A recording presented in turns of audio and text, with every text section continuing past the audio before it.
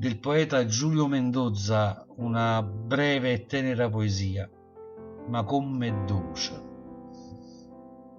ma com'è dolce la mano di una creatura, quando tenera t'accarezza la faccia, pare che dice non avevi paura, che ci sto anch'io, allungami sti braccia.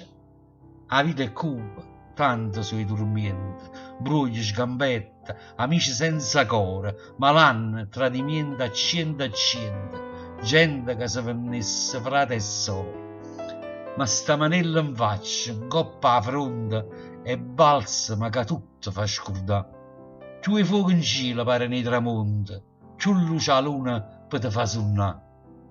Ma com'è dolce la manina creatura.